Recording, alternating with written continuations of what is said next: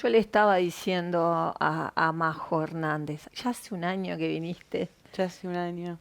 Cómo Un nos juega, año. ¿no? Nos juega ahí No, no, el Cronos nos enloquece a veces, ¿no? impresionante. Pierde sus características. Este año estuvo en todo su poder. Sí. Bueno, educadora sexual, Majo Hernández, y estamos hoy en un día que es el Día Mundial de la Lucha contra el SIDA. Y yo te preguntaba si era así como se dice. Y vos ahí me hiciste una Y corrección. en realidad como unos matices, porque cuando surge este día estábamos frente a otros paradigmas, ¿no? Creíamos que el SIDA como que era una enfermedad inevitable. Entonces hoy preferimos hablar de respuestas al VIH-SIDA. En realidad la esencia del día es invitar a reflexionar Exacto, tomar conciencia. y a tomar conciencia y a pensar en qué situación estamos, sobre todo en nuestra comunidad, en nuestro país, en relación más o menos a los mismos a las mismas temáticas que nos siguen convocando desde hace 40 años. Así que primero 40. agradezco la pregunta, ¿no? Porque también habla del interés de estar actualizada, de ayornarse a esto que es tan dinámico, que va cambiando tan rápido, ¿no? 40 años de historia, pero muchos cambios en realidad en tan poco tiempo. Ya. Cronos nos sigue jugando, Claro, sigue el duende Cronos claro, ahí cuando dijiste jugando. 40 años dije, ¡pah! 40 años, ¿no? Te pegan en el pecho, son 40 años. Claro. Yo no era nacida hace 40 No, años. a mí me o sea, contaron. Sí, claro, yo lo leí. Claro. Sí. Claro, pero Se parece... hablaba más también, ¿no? Nos pero, acunaban. pero cuando realmente hace 40 años, o sea, uno, o de repente 35, ¿no? Sí, por ahí. Estamos digo 40 como una generalidad, ¿no? Exacto, Como para no, que nos... yo me ubico en los 35 años porque me acuerdo que conocí a una persona que decía, mi tía murió de SIDA, ¿no? Claro. Y era como una cosa tipo, ¿qué Sí, es aparte era como que eso? había que decirlo, mi tía murió de SIDA, Claro. ¿no? Como en voz baja Exacto, también, ¿no? porque ¿qué sería tu tía si Sí, había muerto de SIDA? tu Chau, más ya mujer, ahí- ¿no? Porque claro, imagínate. de algunos Y- varones como que estaba como esperado, Sí, sí, previsto sí, sí, dentro sí. de ya el lugar que la sociedad y la cultura, el modelo de sexualidad hegemónica tenemos y los Exacto. coloca en un margen, ¿no? Exactamente, era como y cuando me dijiste eso, y es verdad, es cuando nacieron mis hijos, o sea, hace 36 años. El O sea que tiempo hace pasa. mucho tiempo. Pasó tanto tiempo, pero ¿tomamos conciencia? Bueno, Porque pasó un montón de yo tiempo. pienso que hemos perdido un poco de conciencia, que el tema estaba mucho más en la conciencia, en lo consciente, en los discursos, aunque presentado de una manera bastante terrorífica, pero por lo menos estaba, ¿no? Estaba presente. Estaba presente en el debate, en los corrillos, ¿no? Era una cosa que se nombraba, aunque ahora podemos nombrarla de otra manera. Pienso que de alguna manera, no sé si está en la conciencia de todas las personas, por lo menos de todas las personas que tienen encuentros sexuales con otras personas, porque también de alguna manera se ha provocado como un silencio en relación a este tema. Ya de por sí la sexualidad está dentro de un margen del silencio, del tabú, ¿no? Y hay bastantes normas que marcan, ¿no? Como lo correcto y lo que no. Y de alguna manera dentro de esa configuración es que nos encontramos con el VIH y con el SIDA. Entonces también mueve, ¿no? Temas que la sociedad no tiene ganas de hablar, temas en que la sociedad no está de acuerdo, temas en que los sistemas de creencias, de valores rígidos, ¿no? Conservadores, que vienen de otras épocas, del disciplinamiento, ¿no? Y cómo la sexualidad de alguna manera también ha ayudado al control social.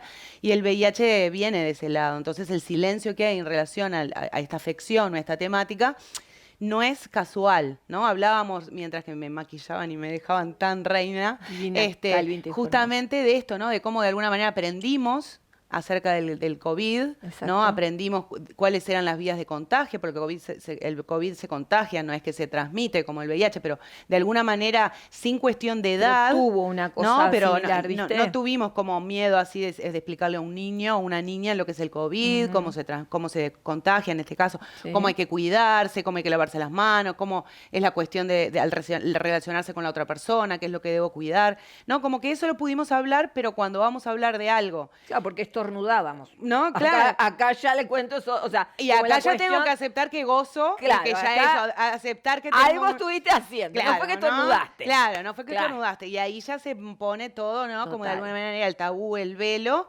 Y también que no es cualquier sexualidad a la que le atribuimos, ¿no? Un diagnóstico Exacto. positivo. Que eso es otro error, otro Exacto. mito, ¿no? Porque en realidad lo que tenemos son algunas prácticas sexuales en las cuales es posible a través del contacto de fluidos, transmitirse de VIH. Es eso lo que existe, pero no es que haya sexualidades promiscuas o un libro. Sí lo hay en el imaginario, un libreto que parece que es el que correcto. Era la peste rosa. Claro, en ¿no? ese En momento principio, nació así, sí, claro. exacto.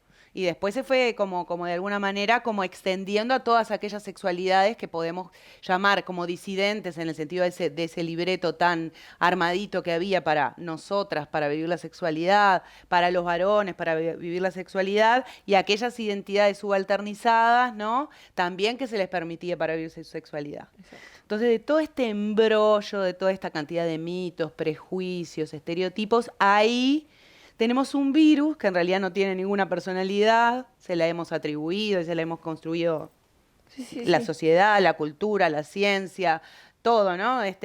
Que si conociéramos como algo, como que si lo libráramos de toda esa personalidad, sería muy fácil de tenerlo presente como para interactuar con él, ¿no? ¿Y por qué digo interactuar con él? Porque de alguna manera me parece que afecta, en el sentido más amplio de la palabra afectar, impactar a toda la comunidad. Porque de alguna manera tenemos que pensar en las personas que ya lo adquirieron, ya sea por vía sexual, vía sanguínea, por vía vertical. También cuando hablamos de VIH-Sida, ¿no? Tenemos que pensar en las condiciones de vida de esas personas, y también tenemos que pensar en las personas que no la han adquirido todavía, para que puedan tener herramientas, información, como para poder para tomar decisiones en relación a su propia vivencia y a su salud sexual y reproductiva. Exacto. Entonces tenemos como esas dos cosas a nivel comunitario: acompañar a las personas con diagnóstico positivo e intentar, ¿no?, que, como dice un poco los objetivos y las declaraciones de este año de las reuniones de alto nivel de Naciones Unidas, ¿no?, poder poner fin a la pandemia, ¿no?, de alguna manera que no se expanda más, y que las personas que sí tienen un diagnóstico positivo puedan tener calidad de vida y de alguna manera poner fin a las desigualdades que trae el impacto del VIH, que también trae el impacto obviamente de la pandemia, y que en este año, si vamos un poco a mirar lo que son las características de este año, hubo un entrecruzamiento ahí con esas realidades. Porque cuando vos hablas, por ejemplo, palabra pandemia, ¿viste? Decimos, o sea, yo lo veo de mi lugar de la astrología y digo, las conjunciones planetarias que había en aquel momento eran iguales a las que estamos viendo ahora. En aquel momento fue el preservativo, hoy es el barbijo, ¿no? El tapaboca. Es una cuestión mecánica para protegernos de algo. Claro. Y que tenemos que aprender a convivir con ello, y que así como el preservativo vino para quedarse, el barbijo vino para quedarse. Exacto. Entonces lo tenemos que empezar a aprender y asimilar, y a realmente como a normalizar, porque es como que es lo que vos decís, tiene una carga tan impresionante que no lo nombramos, claro. No se nombra, parece que desapareció, y en realidad no desapareció, está ahí, o sea, sí hay muchos avances y todo, pero sigue estando ahí, y el riesgo del contagio sigue estando, y las personas que ya lo tienen que convivir con él. Claro, eso es una cosa para mí que, como vos decís, llegó para quedarse. Sí. Ojalá que en algún momento haya una cura y que las investigaciones apunten a eso, pero al día de hoy lo que sabemos es que las investigaciones sí están trabajando para mejorar los tratamientos, para que tengan menos efectos secundarios, para que sea más fácil la toma de los mismos.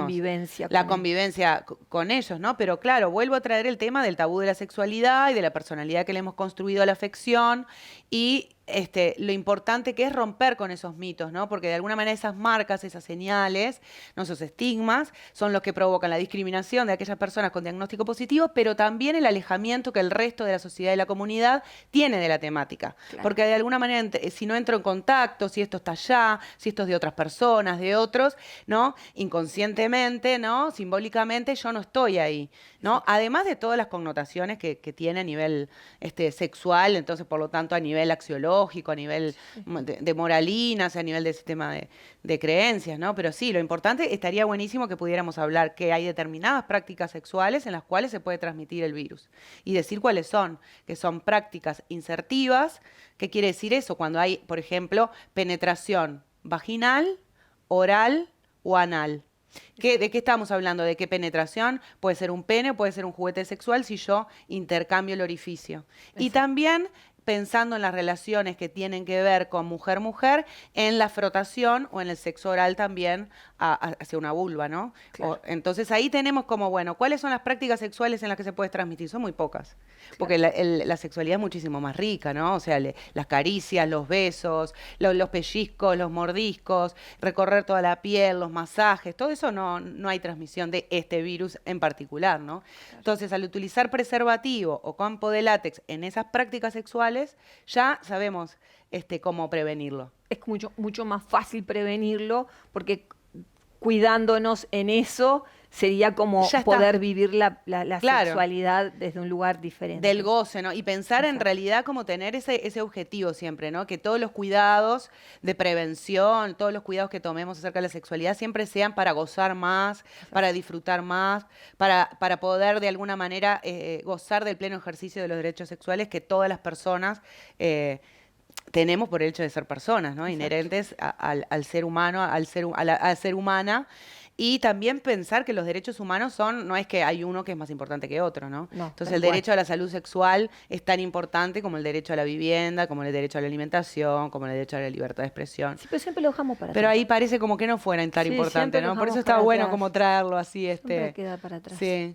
Bueno, como siempre, gracias. Por favor. Y espero poderte tener antes de diciembre del próximo año. Ay, bueno, y si no festejaremos nuestro... Claro, será nuestro cumpleaños siempre algo que meter en el medio para poder hablar, porque me encanta, verdad, recibirte. Gracias. Bueno, muchísimas gracias. A mí me gusta muchísimo también habitar este espacio, este programa. Gracias. Y poder encontrarme con la gente. Gracias. Bueno, continuamos nosotros.